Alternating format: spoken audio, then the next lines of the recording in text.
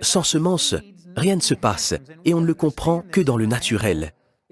Si une personne s'allongeait par terre et commençait à prier, à jeûner et à croire que sa récolte va pousser sans jamais avoir planté une semence, vous penseriez que cette personne est complètement folle.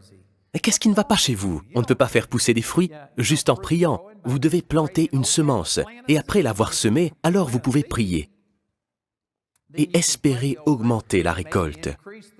C'est possible, mais il vous faut préalablement planter une semence. On le comprend dans le naturel.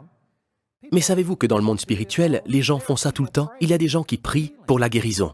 Mais quelle semence avez-vous semée pour la guérison? J'ai vu des gens affirmer « Je crois en Dieu pour la guérison ». J'ai donc demandé sur quelle écriture vous appuyez-vous? Eh bien, je ne sais plus si c'est dans l'Ancien Testament ou dans le Nouveau. Mais quelque part, n'est-il pas dit quelque chose comme « Par ces meurtrissures, nous sommes guéris » quelque part? Ce n'est pas comme ça que ça fonctionne. C'est comme si une femme disait « Je sais que l'homme doit d'une manière ou d'une autre semer une semence. Peut-être que si je me tiens juste à côté de lui, je pourrais tomber enceinte. Est-ce que cela est assez proche? Ou alors si je bois l'eau de quelqu'un qui est enceinte, est-ce que ça suffit? Non. Et je ne vais pas expliquer tout ça.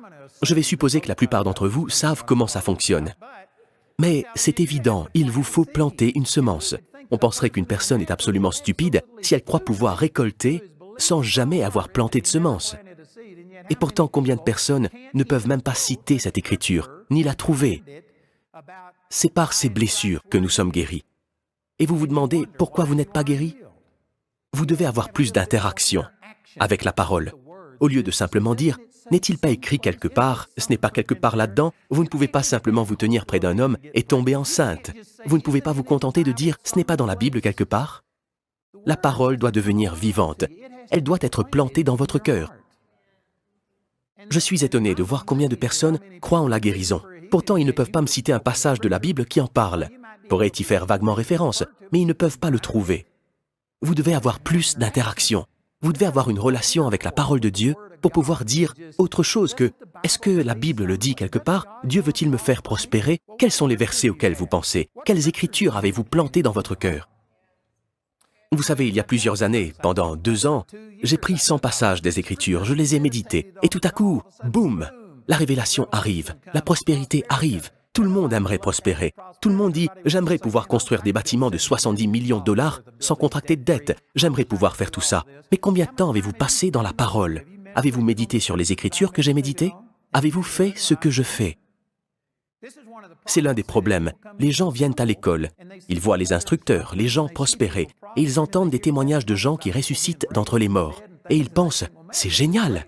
Je crois que c'est ce que je vais faire. » Et donc, ils s'en vont en se disant « Si Barry Bennett peut le faire, Dieu soit loué, je peux le faire. » Ils sont sûrs d'eux et ils croient. Mais vous n'avez pas passé du temps dans la parole. Vous n'avez pas semé la parole. Vous n'avez pas médité la parole comme lui l'a fait.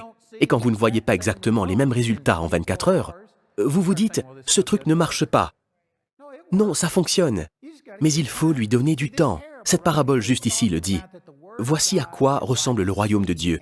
Il est semblable à un homme qui jette de la semence en terre, qu'il dorme ou qu'il reste éveillé, nuit et jour. C'est important, parce que cela montre qu'il faut du temps. Je l'ai mentionné. Dans un enseignement, il y a la semence, le temps et ensuite la récolte. Il y a du temps entre la semence et la récolte.